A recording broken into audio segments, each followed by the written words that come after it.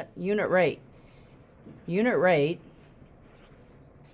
is sometimes given in the grocery store. If you're walking around the grocery store and you look at the little price thing, all right, depending on the store, sometimes they show you what the unit price is.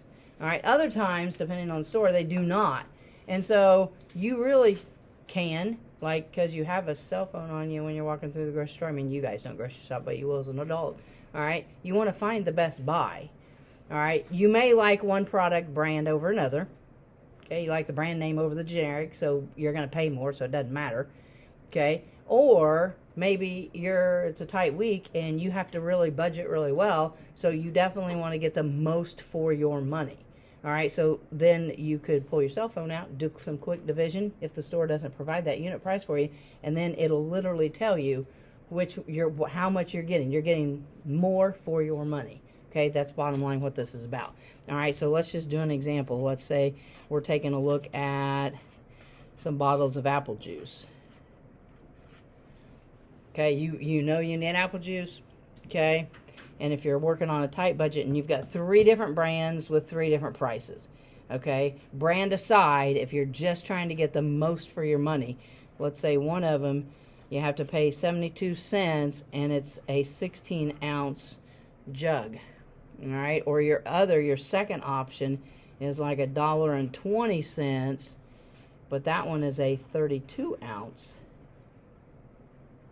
Then your third option would be to pay $1.60, and you're going to get 64 ounces. You got a lot of people in the household that's going to be drinking it. You want to get the most bang for your buck, so to speak. All right, so all you got to do is do a quick division problem and then compare the decimals. All right, so right here it's 72 cents for 16 ounces. So in your calculator, you're going to go 0.72 divided by 16. All right, this one is $1.20 divided by 32. And then this one's $1.60 divided by 64. You're going to do those quick 3 division problems, and then you're going to take a look at the decimals. Okay, so I see you all punching it into your calculator. So on the 0.72 divided by 16, what decimal did we get? 0.045. Yep, 0.045. Okay, on the second one, that $1.20 divided by the 32, what decimal did we get there? What decimal did we get there? Allie, you got it punched in yet?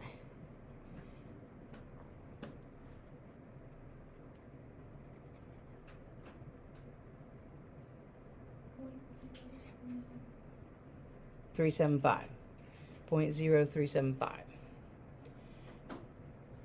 Okay, then on the last one, you're dividing $1.60, 1.60 divided by 64. Savannah, what did you get for that one? 0.025. All right, so literally, unit price is no more than this. All right, if you're standing there in the store in your cell phone calculator, you could do that. You could see all 3 of those numbers. All right, now we've compared decimals before. All right, if I'm trying to get the best buy, so which one is the lowest cost? Which one's the smallest decimal? Olivia? 0.025. Yeah, the 0.025.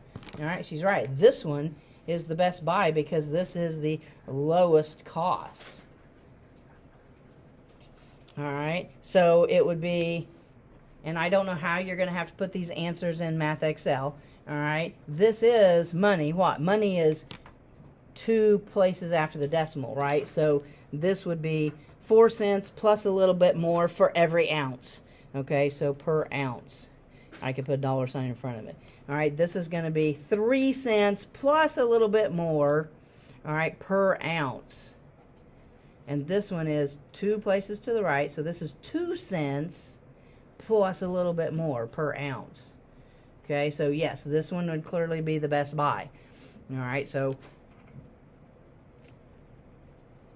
a very important thing in an actual practical application, which a lot of people do.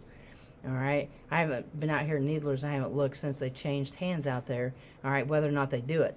sometimes next time you're in a Walmart or you're in a Meijer or you're out here at Needler's, all right, you see the little tags, right on the little, right below the product where it's sitting, and they have the price real small somewhere on that tag. Sometimes they give you this number. And if they give you that number, you now know, one, where it came from, and then two, you got two products, and if they give you that number, you can real quickly look and go, oh, well, this one, I'm going to get more for my money. Okay? So, you did that in middle school. I'm sure you had to find unit price. Okay? They probably made you do long division by hand when you were in middle school. All right? You can use calculator. So, was that pretty straightforward? Pretty simple? Okay. All right. See, I told you this won't take very long. All right. Now, let's take a look at proportions.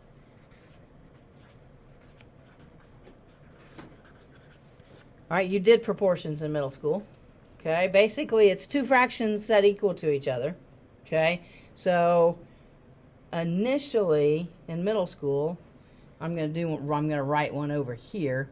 You might have had like x over 7 equals, say, 14, and then maybe a 10, and they asked you to find x. All right, these were super easy in middle school because they set it up in a way that you could just look at it, not write anything down, and then come up with the exact answer. Okay, so what, in middle school you looked at this and you saw the relationship, 7 times what equals 14? 2. So then 10 divided by 2 is a 5. All right, so everybody could real quickly, you could just go, oh, x is 5. All right, now, we're not going to do them those easy. We're going to do them now so that maybe you're going to get answers like 8.6 or 10.3. Okay, so a little bit more work now. All right, we're going to do something called cross multiply down. Cross multiply down. Okay, so that every time is going to be the skill we're going to use. The easier ones will have just one little x and then 3 numbers with them. So x over 9 equals, say, 5 over 6. All right, so again, looks really similar to the easy kind. All right, except this isn't the easy kind because can I do 6 times anything equals 9? Is there a relationship between 6 and 9? There is no relationship between 6 and 9 here. There's a relationship between 7 and 14. 7 times 2 is 14, but there isn't one here. All right? So when there's not a relationship, you have to do this thing called cross multiply down. I'm hoping you did this in middle school. I'm going to draw some arrows. You don't have to draw the arrows. All right? Cross multiply down means I'm going to multiply in the angle and multiply coming down. I'm going to put my answers on that next line. So 9 times 5 is 45. The equal sign is always going to come into the middle because you're just bringing the equal sign straight down. When I multiply 6 times x, we get 6x. Okay, but now we're in algebra, so doesn't that look like a one-step equation? All right, the whole thing is you cross multiply down. It creates an algebra equation, and then we can solve that algebra equation. I divide by 6, divide by 6. Oh, but 45 doesn't divide by 6. All right, in the past, when we were doing this in this section, I made you go into mixed numbers. I will let you use decimals. You got a calculator in front of you. 45 divided by 6. Somebody said it. 7.5. So 7.5 equals x. So now, instead of having nice little integer answers, we'll have some decimals. Okay, could be positive, could be negative. I could throw negatives in, whatever. Okay, so that's pretty straightforward. It's a one-step equation. Now, they're not all going to cross multiply down and create a one-step equation. Let's put another example right here. Let's suppose you had, say, a 3 over a 5. And then this time, you had an x minus a 7 on the top. And then maybe a 9 right there. So I can get more complicated than just single numbers and x's. I can put a binomial on there. We've talked about binomials a little bit. All right, now, obviously, there's no relationship between 5 and 9. 5 times nothing equals 9. I can't come up with a relationship, which means cross multiply down. Now, the key here, let's do this. That is a binomial and must have a set of parentheses around it. You've got to remember that that's a binomial, and I got to put a set of parentheses around it. Because when I cross multiply down, I'm going to make my arrows really wide here so I got plenty of room to write. We took 9 times 5 and we wrote 45. We could do that in our head. Now we can't do this in our head. I've got to multiply 5 times that binomial. So I got to put the 5 down, parenthesis, x minus 7. I have to have the parentheses around that. What do I write down next? The thing in the middle? Equal sign. 3 times 9 is 27. Now, did I create an equation that we've already learned how to solve? Yeah, what's on the left-hand side over here? I got to do what? I got to distribute. Use that little distributive property. So I got to take the 5 times the x. I got to take the 5 times that negative 7. Okay, so then I'll have a 5x minus 5 times 7, 35, equals 27. Now I got a two-step equation. We know how to solve a two-step equation. I'm going to, what, add 35? Add 35. Let's see, I don't know, 27, 35, what's that? 62. So then I've got a 5x equals a 62. And then when I divide by 5, does it come out evenly? Nope. And that's okay, you're going to get a decimal. Alright, what decimal is that going to be? Anybody get 12.4? So 62 divided by 5 gives me a 12.4. So see, you're just not going to have integer answers. You'll have some decimal answers in there. But the concept is, you see a proportion. A proportion, fancy word for saying, hey, I got two fractions set equal to each other. Okay, the word proportion means two fractions set equal to each other. I still have a fraction and a fraction set equal to each other. Okay, now if you can solve a proportion, then I should be able to give you a picture of similar figures and you write the proportion and then solve for x. And you did that in middle school. Alright, so now let's take a look at similar figures.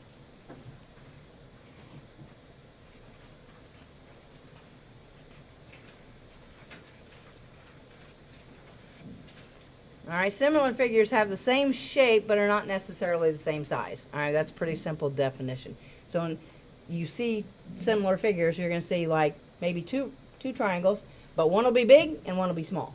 Okay, so they're similar in nature, same shape, but just not the same size. Alright, and then what they're going to do is they're going to give you 3 of the sides and ask you to find the 4th one. Alright, so we all know what a right triangle is, right? Right triangle has a right angle in it. So let's draw the big right triangle. And let's say that this one is x and this one is 9 inches. And then let's draw a little similar triangle that's a right triangle. And then let's say that this is 8 inches and this one is 6 inches. And not drawn to scale because I never draw anything to scale. So not drawn to scale because I just put random numbers on those edges. Because 6, that doesn't look much longer there. So not drawn to scale. By no means not drawn to scale. Okay. Similar figures. And this one, they're not rotated. The questions you see in the textbook, they could rotate one of these triangles around so they're not set in the same. Now, if I asked you that this 9-inch side over here, what side does it correspond to in the small one? The 6. Alright, this side and this side is corresponding sides. Okay, so next year when you go to geometry, they're going to start talking about corresponding sides. Alright, and then what? This x side corresponds to what side over here? The 8 side. So when I set my proportion up, it doesn't matter whether I use both the numbers out of this one first and then both of these. I just have to connect the 9 and the 6 together and the x and the 8 together. Alright, someone give me a proportion that, at least one, proportion that I could write that would be the correct proportion, because I know you did this in middle school. What over what equals what over what? Somebody take a stab. Somebody's got to be able to do that. Landon? You could do it that way, yes. You said 6 over 9, and then you said 8 over x. All right, he chose to do the little one first. Little one with 6 over the corresponding side equals the other one, 8, from the little triangle over the corresponding side from the big triangle. All right, now, I saw a bunch of your faces kind of grimace when he went that way. All right, because, and it just depends on how you think, but he went right to left. Right, but how many in the room was going, well, why don't we go left to right? Because we read left to right. Okay, and that's okay. That's the difference in the human brain. Some people see it one way, some people see it something else. If you wanted to start with the big triangle, what could you write? If you wanted to go... Yes, you could do 9 over 6, and then what did you say the other one was? X over 8. Yes, you could do it that way. And in each of these cases, we're doing 9. We're picking one number from here and one number from here to make that first fraction. Do I have to do it that way? Because there's one more proportion that I could write. Could I stay in the same triangle? I can stay in the same triangle.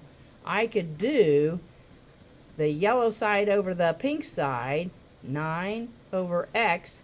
And then, since the 9 is the yellow side, I have to do 6 corresponding sides over 8.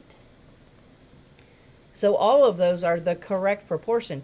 Everyone in the room could work each, we could all split them up. Some of us do this one, this one, this one. We should all get the same answer.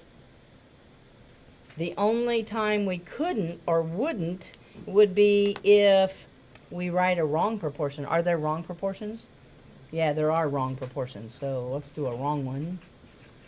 Okay, I cannot say, I can't do 9 over x and then 8 over 6. I can't do that because this side and this side are corresponding sides. I can't have them on a diagonal. All right, and then the 8 and the x are corresponding sides. I can't crisscross like that. Ooh, that's a fantastic new word I just made up, crisscross.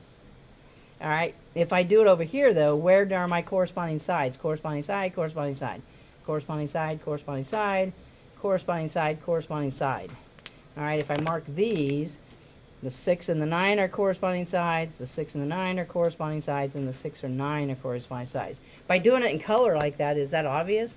They either have to be corresponding sides left to right or corresponding sides top to bottom, but I cannot do this crisscross thing. Okay, so that's the thing. You got to be able to do this and then cross multiply down solve. We know how to cross multiply down solve. Okay, so they're going to give you shapes They're going to give you triangles. They're going to give you rectangles. Those are probably the only two shapes you're going to have. Okay, so we get so far. Okay, now, do I have to give you actual shapes or could I draw some type of picture? Okay, and then you have to go from there. Okay, so if we want to get cute with our little picture here. All right, let's suppose we have a tree.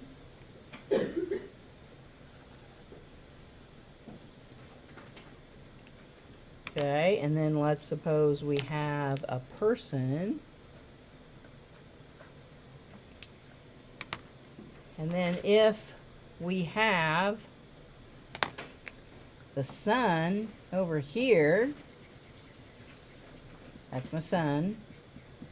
It's going to cast a shadow. It's going to cast, the sun's going to be glaring down this way, right? So am I going to have a shadow here for the tree? And then am I going to have a little shadow here for the guy? So that sun's creating a shadow, right? If I tell you that the guy is, let's say he's a real tall basketball player and he's 6 feet tall. And then if I tell you the tree is like 25 feet tall. And then maybe the guy's shadow is, say, 3 feet. Could I then ask you to find the shadow of the tree? Yep. Do I have two similar figures without actually drawing the math shapes? Yeah, what two ones, Leah? What two shapes? Yeah, they're triangles. All right, so you may see pictures like this drawn. They will not draw the shape. They're not going to draw the math shape. They want you to be able to draw the math shape. All right, so this would be a right triangle with the guy and his shadow. And then you would have another right triangle with the tree and its shadow. So see, it's the exact same thing that we just did. They're just trying to put it in the context of a story problem. But it is two right triangles with corresponding sides. Go ahead and write the proportion. I'll give you a minute and see if you can get the proportion set up. And then after you write the proportion, go ahead, cross multiply down and solve. 25. Corresponds to the 25. Okay, so you could have did 6 over 25. All right, and then the 3 corresponds to the x. So 3 over x. That's just 1. I could have wrote 6 over 3 equals 25 over x. I could have done 3 over 6 equals x over 25. All right, all of them's going to give me the same answer. How many people got the 12.5? People got the 12.5. They're very good. Okay, so, and then, since it's a story problem, we really should put what after that? Probably feet, right? Because the shadow of the tree is going to be 12.5 feet.